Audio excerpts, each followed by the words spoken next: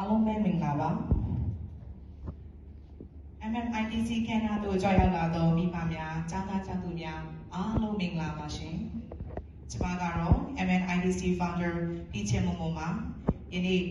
19 December အပြည့် MMIDC student များရဲ့ achievement ကိုဂုဏ်ပြုမဲ့နေတူနေမြတ်တည်းဖြစ်ပါတယ်ဒီချက်အနေနဲ့လည်းဒီအခိုက်အတန့်မှာပီတိစကားလေးကိုဒီစီမင်းပေါ်သို့တက်ရောက်ရင်ဒီနေ့ကပျော်ရွှင်မှုတွေကိုပထမဆုံးအနေနဲ့ပြောကြားခြင်းဖြစ်ပါတယ်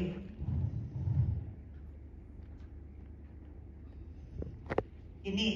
2015ခုနှစ်စက်တင်ဘာလမှာ AI ရဲ့ဆောင်ရွက်ပွဲကိုအောင်မြင်စွာပြည့်စုံနိုင်ကြတဲ့ကျောင်းသားကျောင်းသူတွေကိုဒီချက်အနေနဲ့အထူးပင်ကျေးဇူးတင်ရှိပါတယ်ပြီးတဲ့အခါမှာတော့ achievement ကဆိုရင် AI ရဲ့ကျောင်းသားများရဲ့စာကြိုးစားမှုတာမကမိဘများရဲ့အားပေးမှု MMIDC ဒီချက်များရဲ့သင်ကြားမှုပါပူးပေါင်းပြီးရရှိတာခြင်းဖြစ်ပါတယ်ဒုတိယအနေနဲ့ဆိုတော့ Fixer Olympics National Round International Round များတွင်ဆုတံဆိပ်များဆွေးနွေးနိုင်ခဲ့ကြတဲ့ကျောင်းသားကျောင်းသူများကိုလည်းချမ်းပန်ကိုပြုပါတယ်တတိယအနေနဲ့ကတော့ MMIDC အတန်းတွင်နေပယ်သီးသီးဖြစ်တဲ့ပညာရေးလူမှုရေးနဲ့ဆက်ဆံရေးတွေမှာထူးချွန်မှုများပြသခဲ့ကြတဲ့ကျောင်းသားကျောင်းသူများကိုလည်းတကယ်ချီးကျူးပါတယ်ကျောင်းသားကျောင်းသူများအနေနဲ့သိရမှာကယခုရရှိထားတဲ့ဒီအောင်မြင်မှုတွေကပန်းတိုင်တစ်ခုရဲ့အဆုံးမဟုတ်ပါဘူး